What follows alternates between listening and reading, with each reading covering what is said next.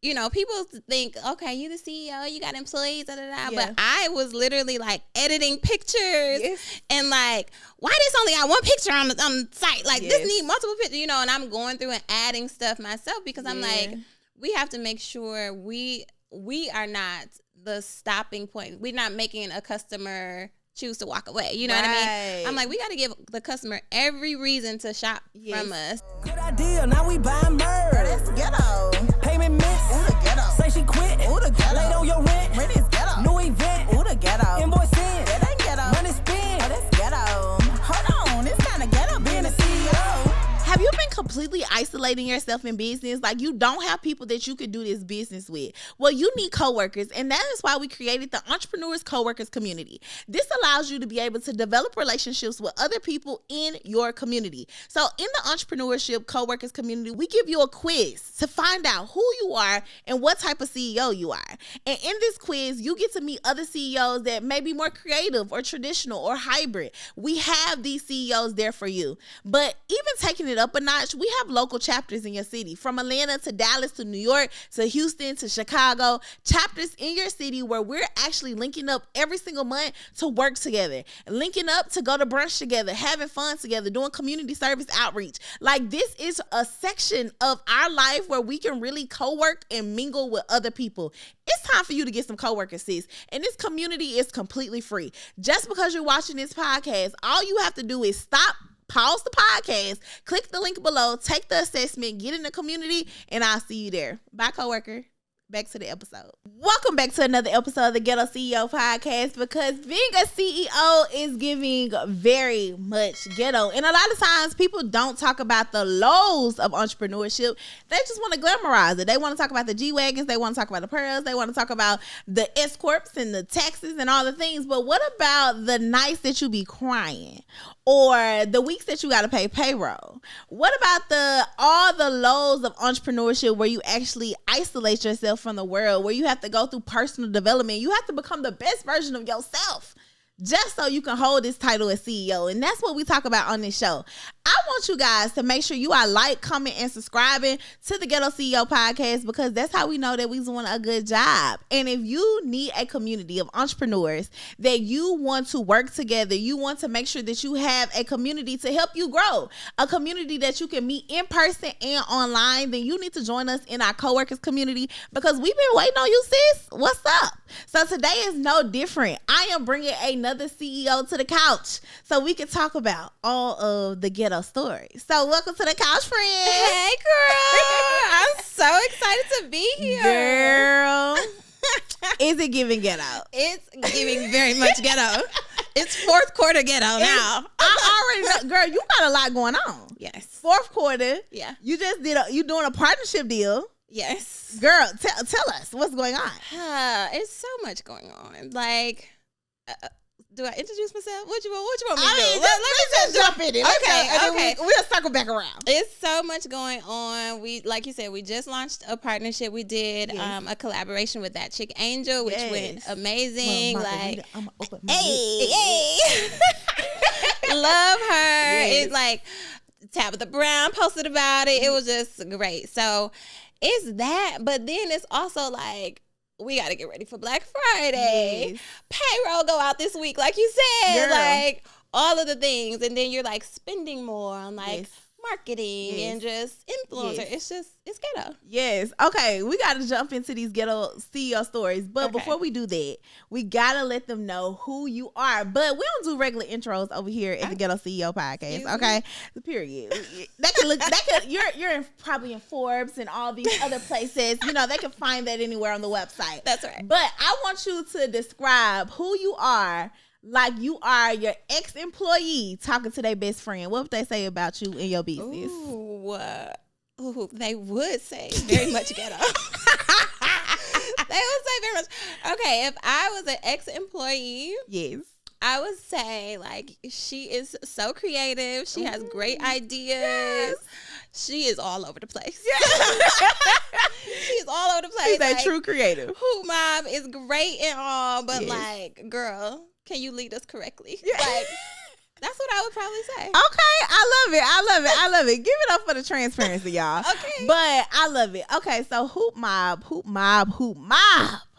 Yes. You have built a infectious brand. I love that word. And yeah, girl, add it. Just take it. Just take it. But you build this infectious brand. I think a lot of people are not even realizing you just getting in your era. Like you really just stepping into it. So talk to us a little bit. You said you got the licensing deal going on, or the partnership deal that you got going on right now. How did that come about? Like, because when I met Donyale a couple years ago, this was not. No. This is big CEO, Big D. Like, I done stepped into it, okay? When we met, I was just getting started. It was so funny. We met at AspireCon, and even from one year to the next, the girls were like, last year when you were here, it was like this, and now you like that, you know. Big D. No, you know, I'm still just trying to make my way. But, so that came about. We went to Essence Fest this past summer, which was amazing for us. Like, so many people like discovered the brand, but also like we were getting word from like the Essence employees, like everybody's looking for your booth. Like everybody coming and asking for your booth. So like you said, it is an infectious brand, and it's one of those brands where like people like instantly connect, and like now they in the mob. Like everybody say the mob is a perfect name for us because they literally like ride for us, you know? Yes. But at Essence, we met Angel, and so we had the little gym, I'ma leave people, okay? Yes. We had celebrity bags like prepared before we even went. So if anybody came by, we were like ready. I didn't even know if I just saw a little commotion. I'm like, give me a bag. I don't know who this is. But we finna get it. You know, so I gave her a bag, and she was like, oh no, I'm gonna come shop with you. She literally bought up so much stuff. Oh wow. And then she was asking, did we do partnerships? And I'm like, yes. And she was like, well, why can't we partner? Because I love hoops and this is all I wear. And I'm like, you ain't saying nothing but a word. Okay, so, but wait. So you said yes to the partnership. Was this your first partnership? This was the second. So we did an influencer. Me. Yep, we do what you want. What you want to do? I'll write it down. Sign right here. What you want to do? Yes. So we've done one before, but this one was so great because it was very organic. Like she was excited about the brand. Before we were trying to get people that we thought like had an influence, had an impact and stuff like that. And so for her to want to partner with us as well, it just felt better. Like it was just a seamless process. Even when she came in to shoot the campaign and everything, it was just great. It was great. And then like half the collection sold out first weekend. So come on. Yeah. Come on. First of all, I'm just over here just smiling ear to ear because I have literally watched the evolution. Like I just feel like you are really stepping into your bag. Thank you. It's giving. We're going to be in Neiman Marcus next year. Like where are we trying to go? From your lips to God's ears, honey.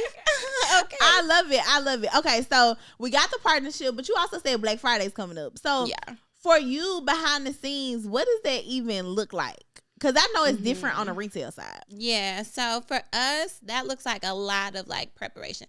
And I'm going to be honest, like for a lot of us, like direct to consumer brands, like you got an online store and stuff like that, like most of us are doing this for the first time or like, you know, we don't have too much previous experience with that. Yeah. So it's really like, I just want everybody to know, like, don't nobody really got their stuff together. You know what I mean? Like behind the scenes, it's like, all right, we need this amount of inventory to make these sales goals. You know what I mean? We need to make sure it makes sense, make sure we can make campaigns out of it. Like, so for me, that's just really doing a lot of like buying ahead of time. It's spending a lot of money. Let's just say that. It's spending a lot of money so you can prepare and hope, you know, that the sales can do what you need them to do for the season. You know, one thing I think that's the strength of e-commerce brands, because you do have to spend in inventory because you can only make in what you can see. Yeah. Like if I don't got inventory, then I can't make the money, right? But I also gotta have enough marketing to sell this inventory. Okay. So it's like a happy balance. So speak to like how have you been able to develop this balance, or are you still trying to develop it? So we have been able to balance it. And luckily we're able to, like right away, I got an accountant. Like right when we started taking off, like I got an accountant just to make sure like we were doing stuff correctly. Like I'm like, I don't want to overspend in this area and then thinking I can hire people and I actually can't, you know. So we've done that. And then with marketing, I think because I am creative and I feel like I have an eye for like what works, and just like watching the industry, watching social media and seeing like, okay, you got to at least make sure your stuff is crispy. You know what I mean? Before you invest money into ads, like to put money behind trash creative. It's crazy. It's crazy. So I at least want to make sure that like the visuals are on point and stuff like that. And then we started investing in like Facebook, Instagram ads pretty early. So, So a lot of your success also goes with, like you said, this community building, like building the mob. Yeah. Okay. So what did that process look like? How did you build the mob? Ironically, so I think everybody, when they're building a brand, they want it so cute. You know, you want your cute aesthetic Instagram, you know, you want your website, your brand colors, all of that. And I was doing that, and it was like getting a little traction, you know what I mean? Because people like, oh, hoops, I like hoops, whatever. But then when I went to Facebook, I feel like Facebook is a little less cute, you know? It's a little bit more like your aunties them on there, you know, all of that. So, but when I started to really promote on Facebook, that's when people were like able to share the links and like they were commenting like, I didn't know you was even doing this, you know what I mean? Because I feel like you think people see your content. Yeah. And they don't, you know what I mean? So like, the more I was like, okay, I'm going to stop having pride about like, I don't want to post too much. I don't want to do this. I don't want to do that. And just start going for it. Cause I'm like, girl, I got to make some money, you know? Right. That's when it took off. And Facebook really was kind of like a snowball effect. And then once people start catching on Facebook, I built a Facebook group. And somebody asked me before, how did I build a Facebook group? And I'm like, it was open first. So we were just like adding people to the group. Like, hey girl, come on in here. You know? Black? Okay. Look like you like hoops. Come on in here. So, and then people were naturally like adding people themselves, like adding their friends and inviting people to join the group. And it's nice to have a Facebook group. I feel like a lot of people do have it, but it's a slept on like resource, because if you have a group based just towards your brand, it's like you could talk directly to these people about your brand stuff, solely, you know what I mean? So, and they're like sharing feedback, like with our collection with Angel, people are already getting their shipments, and then they're sharing like, if y'all was worried about the bracelet price, like it's worth it. Go ahead and get it. Like the quality, And that's just like social proof, basically, you know what I mean? And now somebody else is influenced to purchase that thing. So if you're over here on YouTube watching the podcast, listen, I need you to do me a favor. If you love me, do me this favor. Pull out your phone right now and go to Apple Podcasts or Spotify Podcasts or anywhere that you actually listen to podcasts at, right? I need you to subscribe and leave a review. Listen, the way podcasts work is the streets don't know we doing good if it's not on the audio version. The YouTube version don't really count, okay? So go over there, leave us a review, and let us know how much you love the podcast. Now back to the episode. So if you could pick anybody that you could do a partnership with, who would you pick? Sweetie. Ooh, Sweetie, a hoop girl. Girl, you can make that. I feel like next year is Sweetie. Come on, girl. We're going to launch this on the Ghetto CEO podcast, and we're going to have the Hoop Mobb campaign. Yeah. We're going to have some hoopsters. Come on, let's do it. No, I think that's easy. Yeah, easy. Like that's been a part of her brand, so I feel like it's a natural, connection. No, I could definitely see that. The icy. Ooh, icy Mobb. Come on, icy Mobb. I can see it. I love that. Okay, so this is a lot going on. You also a mom. You know what I'm saying? You got real life stuff happening, okay? Yes. And your daughter she is that girl, okay? She's a diva, okay? So she is going to get your attention. Yeah. Baby, when we was at AspireCon, she was like, I'm ready to swim. Yeah. She had her little gear on, honey. Ready. Floaties on. Glasses. Come on. I ain't ready to swim. Mom. Come on. I'm ready to swim. Yeah, she is so cute. And she still talk about that. Remember when we went to Mexico? Yeah, I'm like, girl, okay. Living the life of luxury. Okay, take me out the country more, Mom. That's what she's saying. Yeah. You're too busy. I need I need to get another passport stamp. Exactly. I love that. So, but how are you? I don't want to say balancing, because I don't feel like we balance anything, child. Yeah. We balance it if all, but like prioritizing all of it at one time, especially in this season. Yeah. So it's funny you ask that, because Like last week and a half ago, I literally called my mama crying like, this is too much. I can't do it. And she was like, no, I'm going to step in on a weekly basis. So then we built a schedule of like, all right, you take her one day a week. And her dad is really involved. But it really just took for me to like accept my village. You know what I mean? And like not saying like, oh, I don't want to ask too much and all that. But like, you know, me and her dad are not together, so it's still like one parent in the house at a time. That's a lot on somebody when you gotta like work and run a business and all of that. So, I really just accepted the help from my village, and like it's better for her. She can go over here, get spoiled, go over here, get spoiled, all of that. She's taking full advantage. Exactly. Okay, but you know, I think a lot of moms also have mom guilt. You know, so how did you deal with that as you were building this business to say like, I'm doing this for you and I love you. And this is why I'm pouring this energy into this business. Yes. Well, so I am one of those people who can shut it down. Like I'm not like an around the clock entrepreneur. Yeah. So, now girl, teach me. Okay. Listen, on the weekend, I ain't nobody entrepreneur. Okay. I am off. But so, like at night, like I do like to shut it down as much as I can by like 5 p.m. You know what I mean? To where I'm making her dinner and like just giving her a little bit more time. So I think that's helped into where she still is like, you don't play with me enough. I'm like, girl. Not the good. No, the mom guilt is coming from the kids. It's coming from the kids. But I do think, like, I don't know. I just kind of let it go and realize like, I can't be everything for her. You know what I mean? Yeah. Like her dad will come get her and they're going to like the zoo and doing that. And I'm like, you know what? I'm fine with my role of like, I'm going to keep this going. I'm going to make sure you have your homework done, make sure this, make sure that. Yeah. And like, if he's the fun parent, it's like radical acceptance. Yeah. Like, I accept that. Yes. So, you know, it's fine. Somebody else got to, somebody got to do it. Yeah. Somebody got to play the role. Exactly. No, I understand. But I love that. I think, like I said, you're not necessarily doing this. This ain't for me. Yeah, no. It's literally for my family. Like, my business is like a family business.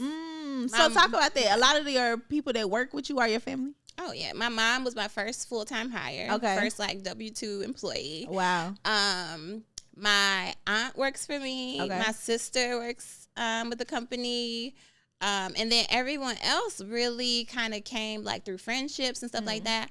I feel like I'm able to like look at people's personality and kind of draw out their strengths, whether they've done it or not. Yeah. Whether they have experience in that thing or not. So I'm like, you know what? You pay attention to detail. Like, I feel like you could do this, you know, or like you're really thorough. I think you can do X, Y, and Z, you know? So, yeah, a lot of my people work for Hoop Mobb. What do you feel like are some of the cons of that? Because I'm that girl, right? I be like, you folded them programs so well.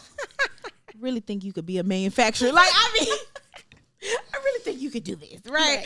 But like, I am the type of person, and I've always had this where I see people's potential before they do. And then you have to wait on them to fully realize their potential so they can step into their potential because they be fighting it all the way, right? So what do you feel like are some of the cons of that? Of like, okay, girl, like I really want, because you know, like I'm comfortable with my family. I trust y'all. Yeah. I feel like, you know, if I had to tell you, you getting on my nerves, I can tell you getting on my nerves. Absolutely. But like, is there any cons that come with it? Well, I think sometimes, for example, like friendships or something like that, like if I see something in people, you kind of just have to accept. If they don't see it, like there's only so much pushing you can do and like suggesting and encouraging before you like drive yourself crazy trying to, you know, help them. So, yeah, I feel like there's no real cons to it unless they are just dead set on not like seeing it in themselves. And sometimes people have like deep rooted like traumas and stuff to where they have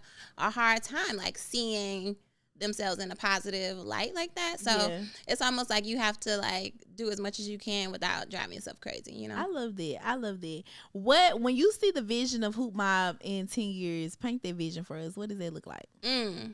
Okay, so check it.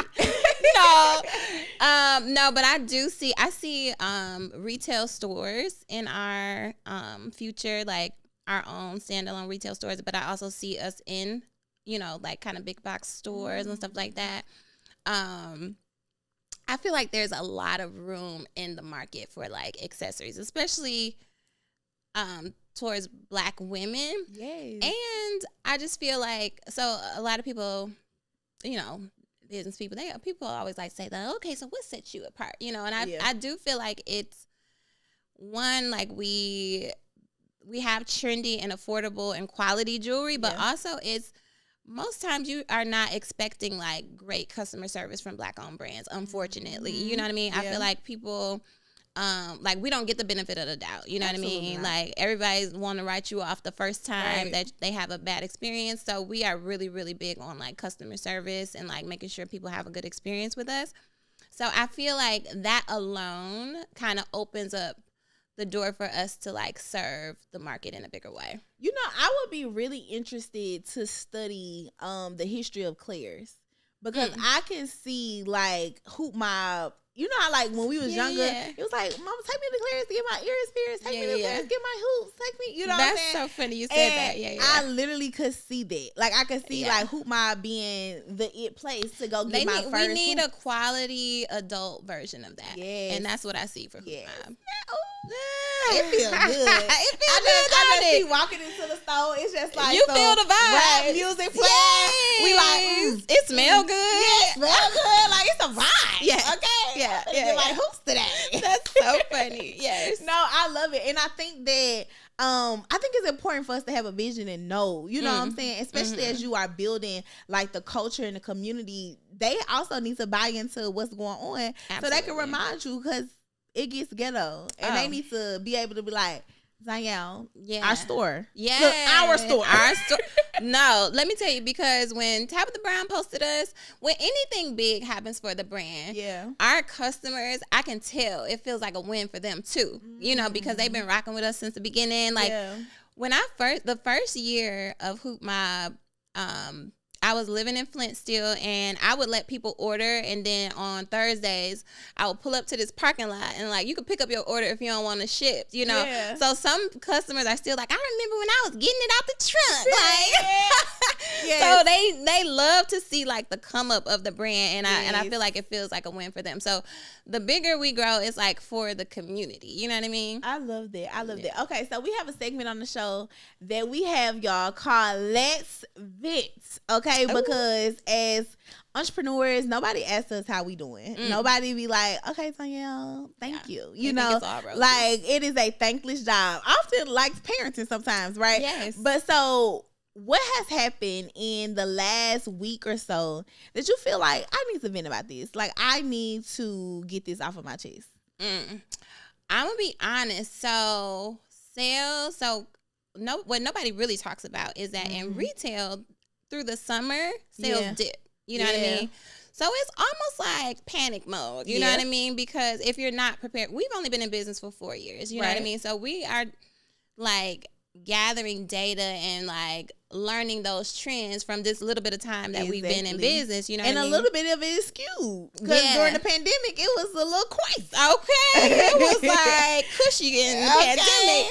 So we are like. During this last week, I feel like I have single-handedly like combed through the data, combed through the site.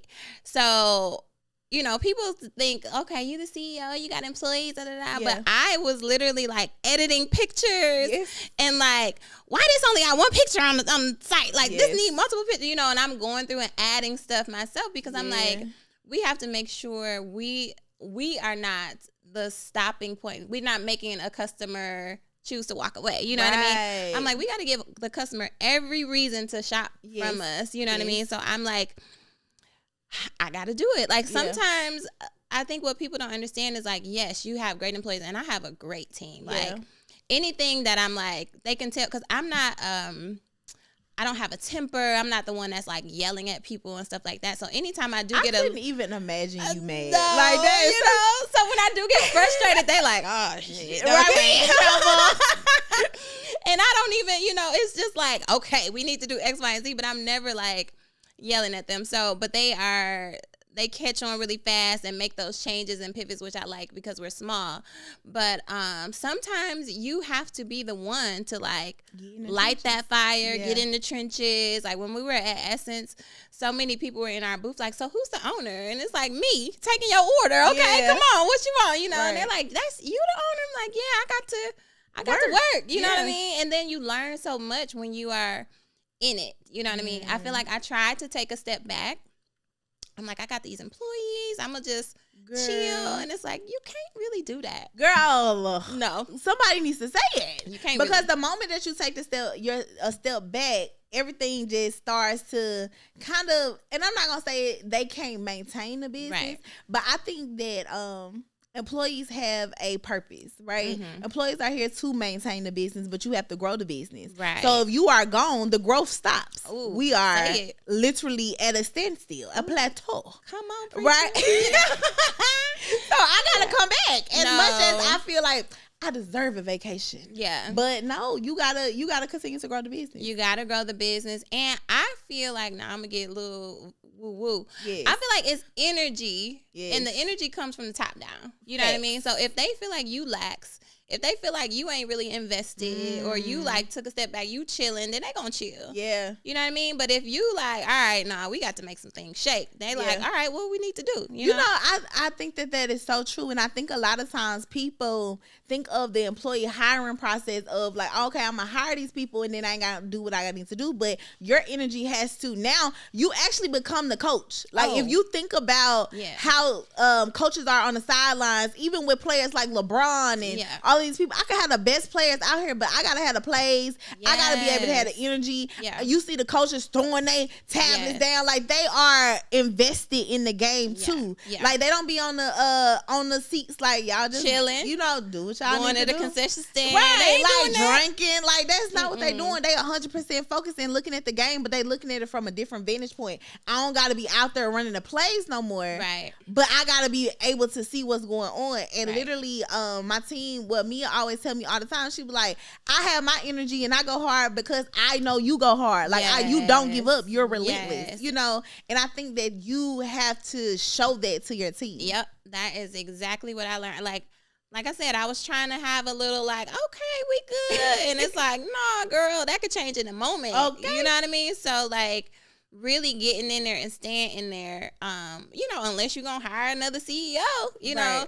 But for now, like, and it's fun to like see how much you can like squeeze out of a business and how which direction you could take it and like how much you can grow. So I love that. And even going back to that, because I think a lot of people, when we think about entrepreneurship, especially because I really hate this rhetoric, y'all, like this whole these pandemic businesses or these businesses that were developing the pandemic or whatever, because our businesses switched.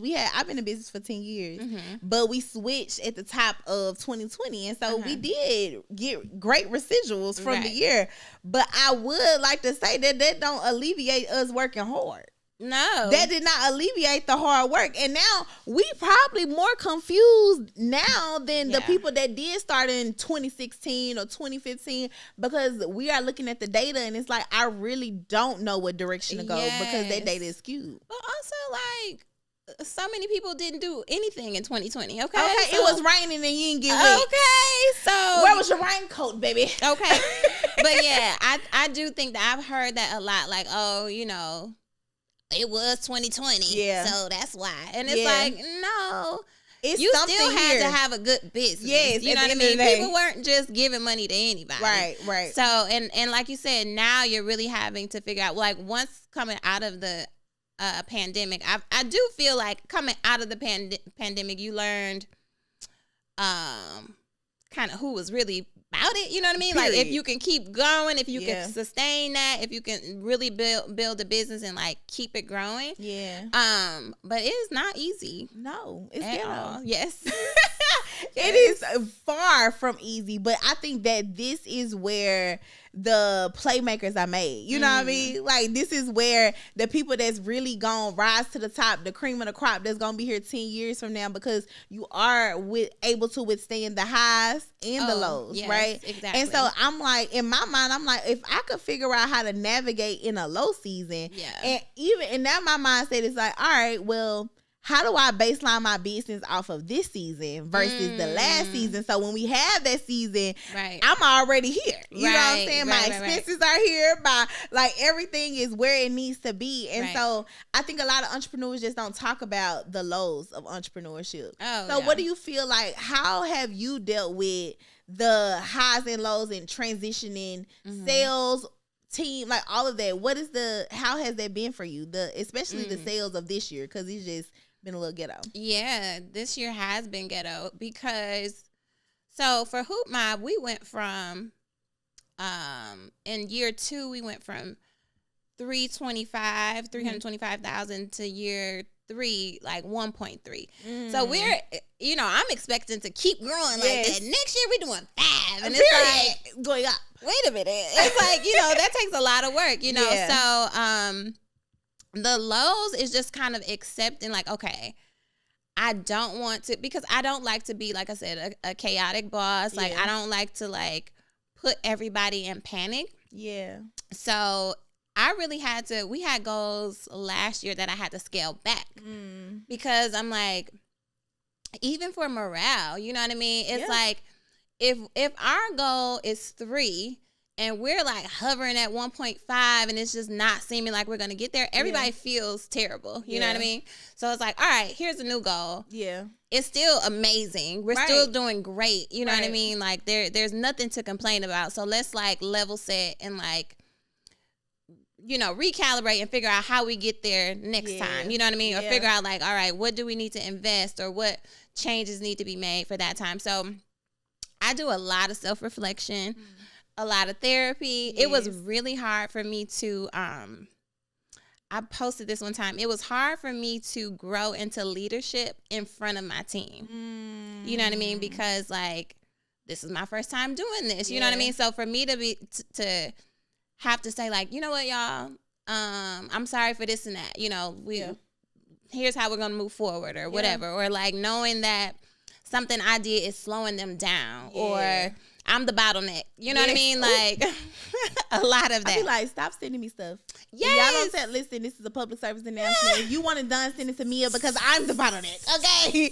I am the person stopping the show. Yes. It will never get seen. It'll never get done. Okay? Yes. So, just learning that, I brought on Simone. Shout out to Simone. Like, so I am creative. I can see how we grow, and she knows how, like, basically a project manager. She knows how to put it together. She's scheduling the meetings like, okay, so this is what we're gonna have to do. Here's the timeline of this, here's that and that. And I'm like, wow. Yes. I would never have done that. Love that for me. All of this would have been done 3 days before it was due. If it was up to me. I would have been up all night trying to figure it out, So really just like figuring out my faults and where I'm not strong at and seeing where I am strong at, and then still like pushing my team in more creative ways and like letting them know. So like I said, in the summer when sales would dip or something like that, I'm like, hey, this can't all be on me. Yeah. To make this happen. Yes, you know what I mean? Yes. Like I feel like I'll be there like, all right, like nobody cared enough to say like maybe we should make something else happen because sales are dipping. You know what I mean? So yeah, but that has been hard to like grow in front of them. We're all growing together. You know what I mean? But in addition to that, an added layer of this is your family. So it's like they also are seeing you become this woman. They were probably keeping you as a baby. You know what I mean? Like so you are also just becoming this boss in front of them. And so it's a beautiful thing to watch. But I'm loving this. This was, and one thing that you said before we go, of being able to also, y'all, like, you don't have to have the burden of your sales going down by yourself. Oh, yeah. Like, you gotta say, team, hey, this is what's really going on. Like, we need to make $15,000. And if your team not looking at you and saying, hey, we need to do A, B, C, D, then that's not your squad. Yeah, yeah. Because they will. Like, my mom, she don't play this. The Hoop Mobb, I'm her daughter, and Hoop Mobb is her daughter, okay? So she's like, hey, we need to get rid of these samples. We need to do X, Y, and Z. Like, they will come in and say, like, hey, what about this? We can pair these together, put this on sale, something like that. So I do really appreciate it, but I had to let it be known. I had to tell them, like, because we be trying to take it all in. We be like, okay, I'll just fix it. I'll fix it. I'm like, we don't have investors. Period. These sales, how we get paid. Okay. Okay, like, we got to make something shake. Yes, so, yes. Yeah. I love it. Well, this has been a very good episode. So before we go, what would you say to the people that's like, man, first of all, I love Hoop Mobb. I love the brand. I love what she's building. I see the vision. I also want my business to be where she is, but I'm a little discouraged right now. I feel like it's being a lot of ghetto. Yeah. What would you say to that young lady or man? I would say really it takes a lot. It's like a lot of spiritual work and like inner work. Like pray. I hate to say it. Like I know you don't want to hear that, but you really have to like build yourself up and like get over the negative self-talk. Yeah. So like you said, that discouragement, it's like that's always gonna be there. But you have to like make sure. Today, I left my makeup case in Michigan. Yes. And I was like, we on the way to CVS. Right. I'm gonna make something shake. You always have to make something shake. Yes, figure it out. And I feel like there's no such thing as security. Like with a job, with anything, like you are your security. So if you don't believe in yourself, if you can't push yourself, like that's some work that needs to be done on the inside. But it's, dreams do come true. Okay? Dreams do come true. And I can't wait till I get to walk into the store, in the Hoop Mobb store. We're going to have our Ghetto CEO section. We're going to have a little Ghetto CEO series. Okay. Y'all come do the press. I'm excited. But y'all, I hope you guys have thoroughly enjoyed hearing from my girl and hearing about the highs and the lows of entrepreneurship, because y'all, we come to the couch and this space is a space for entrepreneurs to be vulnerable. But they are being vulnerable and telling the truth behind business for you, to encourage you to keep going. So I need y'all to stop playing with your priorities, stop playing with your purpose and getting your bag, okay? Because this season is about you taking it to the next level. So I can't wait to see you on the next episode of the Ghetto CEO podcast. Make sure you like, comment, and subscribe, and join us in the coworkers community. Ooh, the ghetto. Invoice in. That ain't ghetto. Money spin. Oh, that's ghetto. Hold on, it's kind of ghetto being a CEO.